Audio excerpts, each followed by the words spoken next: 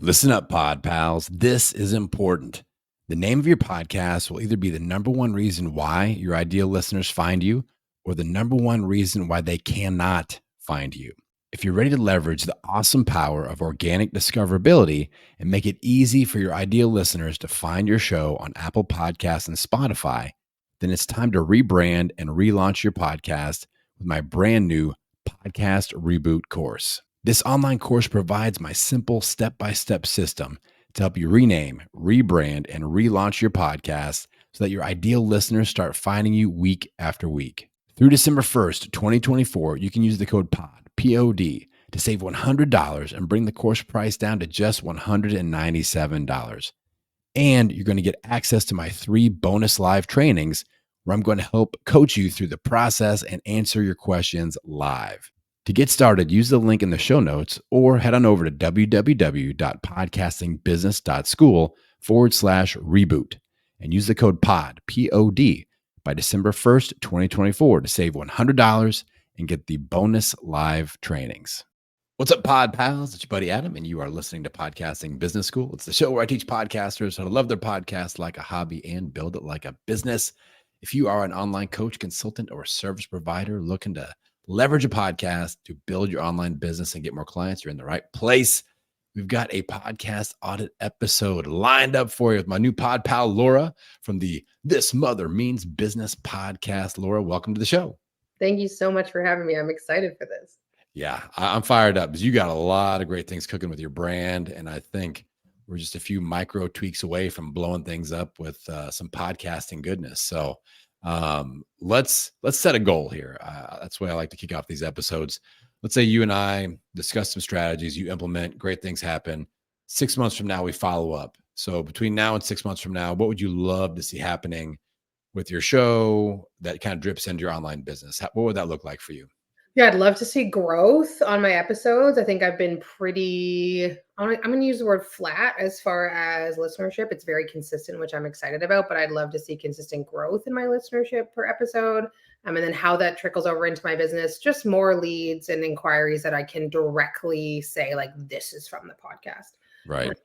I feel like sometimes it's a bit of a question mark for me. I mean, I love doing it and I love the messages that I get from people saying, thank you so much for that episode. But I'd love to be able to draw a much more clear line between my podcast and what I'm doing in my business. Okay. That's reasonable. We all like to see that, where we're not just yelling into a void and hoping that something good comes out the other end. Listen, I'm a mom too, so I'm like used to yelling into the abyss and feeling like nobody's listening to me, but I would prefer that not be the case for my podcast. Yeah. Okay. So when it comes to growth, what are you stumbling on? What are the roadblocks? Are you like doing certain things you aren't sure are working or not? Or can you pinpoint anything that's like, this seems to be a point of frustration or a roadblock when it comes to how the heck do I grow my podcast? I feel like the question mark for me feels like, how do I grow my podcast within the podcasting community?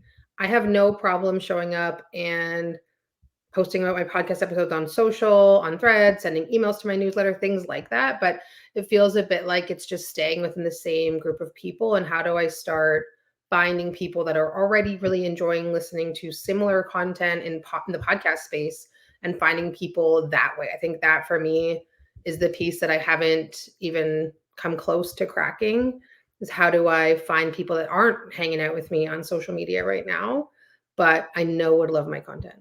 Yeah. So new listener discoverability. Let's label it that. All right. I got some solid strategies for this. We're going to have you all fixed up and ready to go in about 20 minutes here. And it's going to be a complete game changer for you. Does that sound good? Yeah, I'm psyched. All right. Let's do this. So describe your ideal listener for me first. I feel like I've got a pretty good idea, but I want to make sure that I'm as specific as possible. So who should be listening to This Mother Means Business? Well, if you're a mom building a business, that would be it. But in terms of like being really specific, I would consider them to be more early stage. So they are not making 7 figures in their business yet. They probably have kids under 12. And the reason I say 12 is because they're in that like demanding season of motherhood and trying to figure out, okay, how do I make space for all of these things that I want to do? And what does that mean for me? She's very ambitious. She takes her business seriously. It's not like a cute side hustle for her. She's really a person that cares about her business and wants it to grow, but also struggles with all of the other responsibilities. Likely service based. Just generally work with a lot of people in the wellness industry or people that are providing service. There's the odd product based business owner that trickles in, but for the most part, that's her. Okay. Very specific. Love that. And we can use, um, I'm kind of building a mental keyword bank as all the things that you say. I'm like, all right, service-based business, online business, entrepreneurship, new business startup, you Yeah. know, mother of young children, like all these words. I'm like, these are the bricks that we're going to use to build this house on here. So the first thing I want to look at is, how do we optimize what I call organic discoverability? How do we bring in the right listener over and over and over again? Like you said, outside of your social media, people that already follow you. So the world I'm living in, 99% of the people that do business with me, I go, hey, now that you're hiring me, like, how did you find out about me? Like, that's part of that conversation, right? And Yeah. they're like, well, I searched podcasting tips on Apple Podcasts, or I searched podcasts about podcasting on Spotify. So almost all of my clients are finding me because they searched a thing on Apple or Spotify. So they don't follow me on social. They're not on my email list. Like, that's an after the fact thing. They're searching a thing in podcast platforms, finding my content. Content leads to those next steps. So how do we make that happen for you? I call that organic discoverability. There are 3 zones to optimize for this, where we can use all these cool keywords that we just thought of there. The name of your show, the description of your show and your host, and then each individual episode title. Make Okay. sense? Yeah. So, like when you were talking about moms of young children, I'm like, that had better be in one of your episode titles. So that better be in your podcast host description. This podcast is for you. If you are a mom of a younger children that is starting your online business, in the starting stages of online business, like, that description needs to be in your podcast host description. But that needs to be an episode, like 5 strategies for moms starting an online business with kids under the age of 12, or like things like all that verbiage I want to see all over your brand. And it may be there, but I definitely want it as often as possible. But like, let's look at the name of your show, because I think, like, when we may be able to add what I call a title extension to get some more keywords in there and some more specificity that could help. You've got the word business in there, which is awesome. That's one of the keywords that I've got in my show, and that works really well. When I'm working with somebody on a rebrand and they're paying me, I go, all right, we have to check off 3 boxes. 1, when I read the name, I don't know exactly what it's about. 2, when I read the name, I don't know exactly who it's for. I feel like I can get that from This Mother Means Business. Those are there. The 3rd check box is I want at least 2 keywords. So we got business in there, and we could argue that mother is a keyword, but I doubt that you could survey your audience and go, hey, if you're looking for a show like this, what keyword are you putting in the search bar? They're I'm probably not. not putting, yeah, or parent or parenting. Like, those are much more common than the word mother. So what'll probably benefit you the most is if we could get like the word entrepreneurship in there, or um, something around like online business tips for, Not whatever. or Yeah. something. Okay. Yes. Yeah. So it could be This Mother Means Business, entrepreneurship strategies for another keyword or another descriptive term, Okay. moms with young children or something like that. Like something like that, I think could really do well for you. Just getting that extra keyword in there. I mean, the title of the show is the number one search and discoverability super weapon that we have, and just maximizing the heck out of that.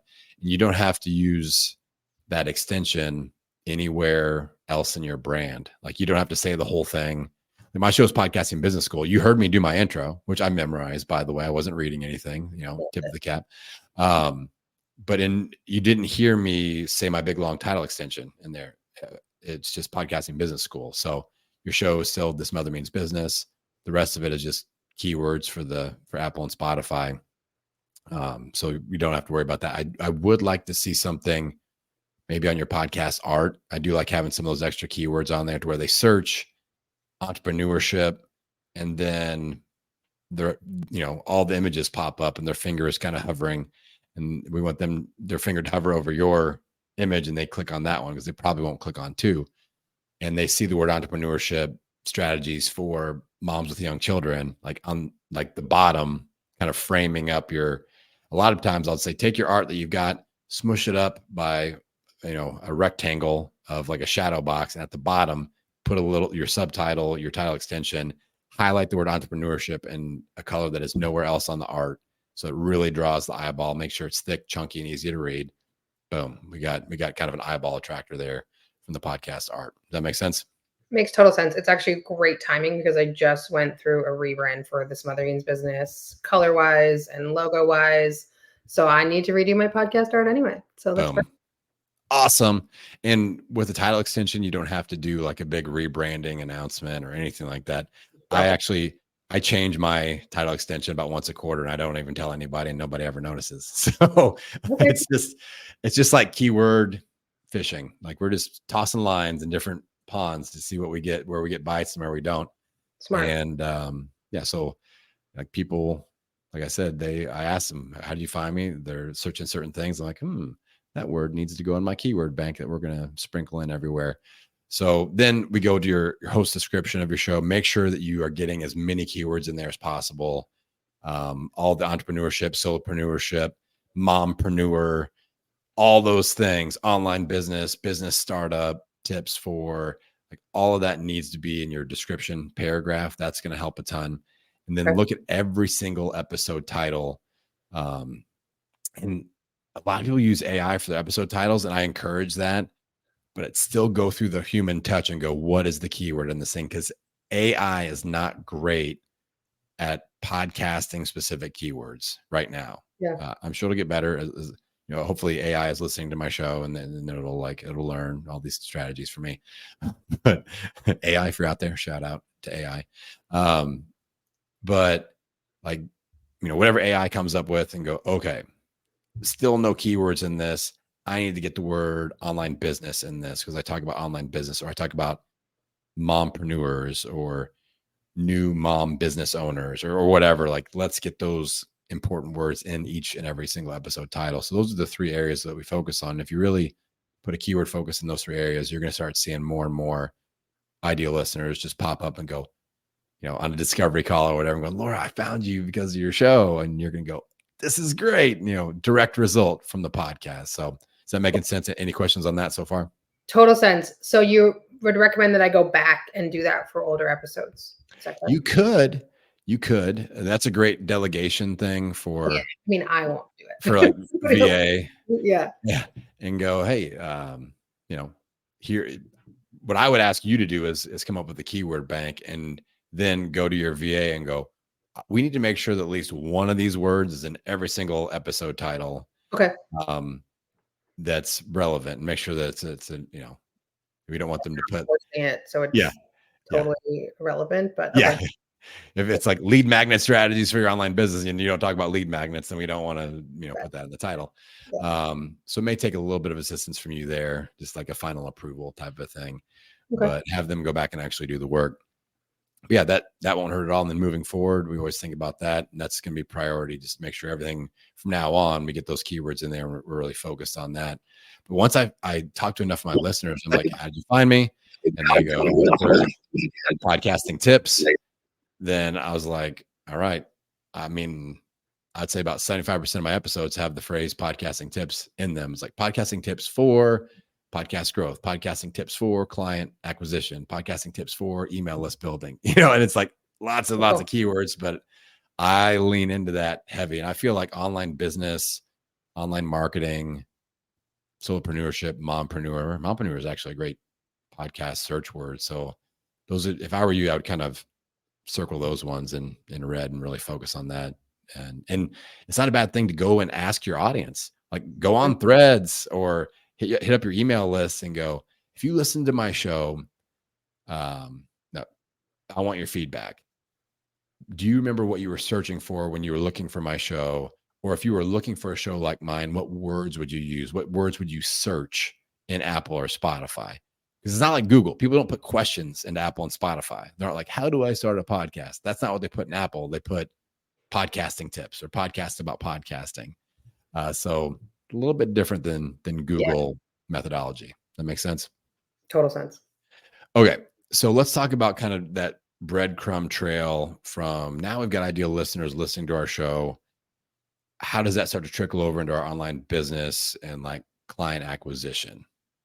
So um, right now, what types of content are you putting out? Mostly interviews, solo episodes. What kind of content are we putting out there? This has changed a little bit. I started my podcast last February and it was really interview heavy for a while. And I was doing one episode a week. And now I'm doing 2 episodes a week. On Mondays is an episode with just me, myself, and I. And then on Thursdays, I drop a interview. I got myself, full disclosure, in a little bit of trouble. I got excited and I recorded a lot of interviews. And so I feel like I have a bit of a responsibility to Yeah. do justice and service to those people that gave me their time for their interviews. But I would like to get to a place. I think you and I were chatting on Threads about this, getting to a place where I think you said 2/3 Yeah. of my content is just me. So I'm working towards that. But I do have to honor the amazing number of interviews that I have. But my intention is to go to not every Thursday episode being an interview. It'll Yeah. be more of a mix soon. I love that. So I would love if we were to get to that 2/3 ish zone, a nice little pattern because all of us content creators love our little Yeah. content patterns. So one week we go solo and an interview.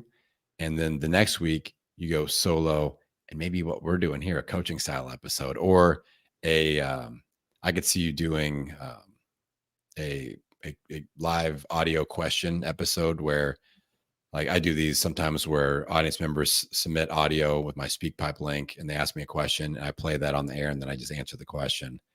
Cool. And it's for the shyer person out there that doesn't exactly want to get face to face with me for whatever reason and do what we're doing. That Yeah. works out pretty well too. And they still get to shout out their show on my show. And you have, business type shows, people are like, if you say, hey, you can shout out your website with this audio clip or your Instagram or whatever, you can shout out a connection link. That is a nice little carrot to dangle out there in front of them. They're like, hey, this is Adam from Podcasting Business School at Podcasting Business School on Instagram. Here's my question for you, Laura. Blah, blah, blah, blah, blah. So I could see you knocking those out. These are great for expert positioning. Obviously, it's easy content. A lot of conversion happens with the people that sit in that guest seat and it happens organically. It's like a lot of people, we do this. I give them a lot of great ideas and they're like, this sounds awesome. I'm going to need some help with this. How do we work together? And that natural next step curiosity happens. Yeah. So I could see that. Obviously it's not a sales call. It was, No. you're living it right now. I didn't like slip you a sales form or pricing or something before you go on. Here are a few things to consider. I'll look forward to it. I'm just kidding. I have a very special deal for you today, Laura. One day only. So I think you could crush it with this. And I was in a similar position as you with the interview back catalog. When I realized the power of coaching episodes, I started doing these and I was like, oh my God, people are signing up from this. I need to do more of these. Not only people that signed up for the podcast audits, but people that listened to the podcast audits were signing up for my services. And I was like, oh my God, like this is way more important than interviews.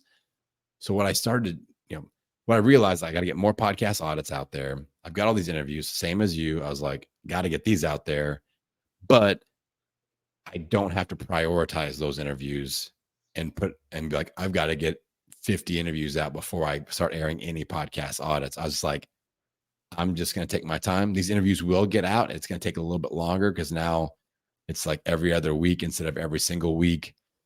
And I explained to everybody, I sent an email. I'm like, hey, I'm trying some new content. Your interview will air. I promise it's just going to take a little bit longer than I originally had thought because I got excited and recorded so many. It was like the exact same situation as you.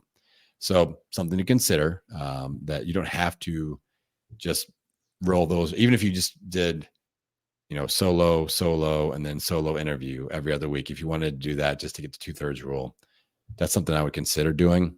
Okay. Does that make sense? You feel Cool. okay with that? Yeah, I'm following. I'm with you. Because I really didn't have anybody that was like tapping their toe. Maybe like one or two people that were like, they would inquire, "Hey, when's my interview gonna be live again? You said it was gonna be November and it's December." I'm like, "Yeah, sorry about that. I got a little overzealous with my content." And people got it. Like, as long as it airs, that's cool. Now, moving forward, one of the best. So earlier we talked about breaking out of your normal like social media and all that, like getting new earbuds and eyeballs. So actually being really strategic with your interviews can be a part of that strategy. And I want to talk to you about that because I can tell you're a mover and a shaker, you're a connector, you're a networker. And let's use those superpowers. All right. So when you have somebody on your show, I want obviously it's got to be great content. That comes first and foremost. That's primary focus. But I want that bonus, selfish, what's in it for Laura reason as well. I want that to be there. And what that can look like is I want to be on that person's show. I want to invite them on my show. They have a top 100 podcast. I want to make friends with them, create content, and hope for an invite back. That's 100% okay. Or maybe they host an event that you want to speak at. So you have that person on your show, promote their event, talk to them, but you want to make friends. You kind of want, and I do this myself. And at the end of that interview, I'm like, "Hey, just want you to know, I'm going to submit for the next year's speaker form. Would love for you to keep an eye out for me." And then I go to the event and, we're already friends because we created content together. Maybe it's somebody that you want to collaborate with. Like I'm chasing down this micro main guy that's on Threads. That's an email newsletter expert. Like I want him to be on the show. I don't want him to be my client. I don't, I'll probably end up being his client at some point, pretty much guaranteed. But like, I want him to come on my show and I want him to come and speak to some of my paid membership stuff. So I'm inviting him on my show because I want to make friends and then establish a relationship and have him do these other things for free. So what, the what's in it for Laura factor strategy, maybe they've got a giant Threads following or Instagram following, and you're like, "Hey, I want to go live with you after this interview on Instagram and do a follow-up episode to promote the episode once it goes live." Those are all really great what's in it for Laura factors. But as far as having an interview, a strategic interview on your show. Does that make sense? Yep. I love that. That's historically not something that I have been good at. And so I'm great at the making friends part, not so great at the asking for the what I want part. So I receive that fully. Okay. Now, I'm the same way. I don't like being that dude that's like, "And here's all the things that I want." Yeah. So what I do is I put it in the onboarding questions for the interview. And here's exactly how I phrase it. I do all the normal stuff: name, bio, send me a picture, blah, blah, blah. But I have this question that says something to the effect of, "I love to collaborate with people that come on my show for an interview. Here are some collaboration opportunities. Check any that are interesting to you that we can discuss later." One of them be like, "I want to go live on Instagram with Adam. I want to have Adam on my show. I'd love to have Adam speak to my audience, my live audience, or at my event or whatever." But then I've got one that says, this always gets a check: "I would love to have Adam pay me to advertise in my newsletter." Because I love doing that. Like I love paying people that have an email list that do a regular newsletter. Like, "Hey, I'll give you $100 or $500, depending on the list size, to run a little ad for my show and for one of my lead magnets in your newsletter, or do a newsletter swap promo." Yeah. All these little collab things. I just have them check boxes. I even have a box then it's like, "Let's see how it goes after the interview." So they don't have to check anything if they don't want to. There's like the opt out, basically, like, "Let's see how it goes, Mr. Fancy Pants, before we make any commitments." Yeah. So that exit strategy check box is there as well. But nobody ever checks that. They're like, "Yeah, let's go live on IG and let's do a newsletter swap or a podcast intro swap or whatever." And that way you just bring it up after the interview. "Hey, so I saw what you checked as far as collaboration opportunities. Let's get that IG live scheduled. Here's the link to hop on my calendar." And then it's just like on to the next thing. or I see that you checked that you'd be willing to have me on your show as a guest. I would absolutely love that. That would be just a dream for me to come on your show. Here's what I think, how I could deliver. Here's the topics I would like to talk about. What do you think? So it just kind of rolls right into that next opportunity.